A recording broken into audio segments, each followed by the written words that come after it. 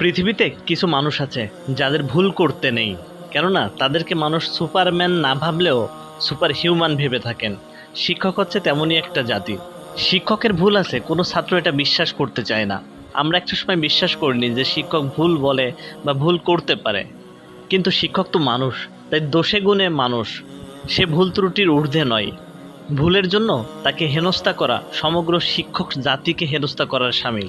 দীর্ঘদিন থেকে মাধ্যমিক শিক্ষা জাতীয়করণ বিষয়ে আন্দোলন, মিছিল, সভা সমাবেশ চলছে। তার ধারাবাহিকতায় ঢাকাতে অনুষ্ঠিত এই সমাবেশে শিক্ষকের উপর নেক্কারজনক হামলা করা হয়। কেউ কেউ তাকে বিশেষ দলের অংশ হিসেবে মনে করছেন। কোনো শিক্ষক কি বুকে হাত দিয়ে বলতে পারবেন যে 5 আগস্টের পূর্বে তারা পক্ষপাত দুষ্ট না হয়ে কোনো কথা বলেছেন? শিক্ষকদের এই পক্ষপাত দুষ্টতা থেকে বের হতে হবে। তাদেরকে রাজনৈতিকভাবে যে কোনো দাবি দেওয়া আদায় করতে নামতে হবে।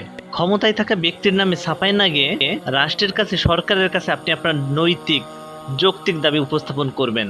সেখানে কোনো নেতা বা দলের তোষামত করার কোনো প্রয়োজন নাই। বাংলাদেশের ইতিহাসে এই চর্চাগুলো খুব বিরল। সুযোগ আমাদের বদলে দেবে, তাই বলে আন্দোলনকারীকে শারীরিকভাবে হেনস্থা করা খুবই নিন্দনীয়। দেশে অসংখ্য আন্দোলন হয়েছে, সেগুলোকে প্রতিরোধ না করলেও শিক্ষকের উপরে এই আন্দোলনের প্রতিরোধ করাটা জাতিকে হতাশ করছে।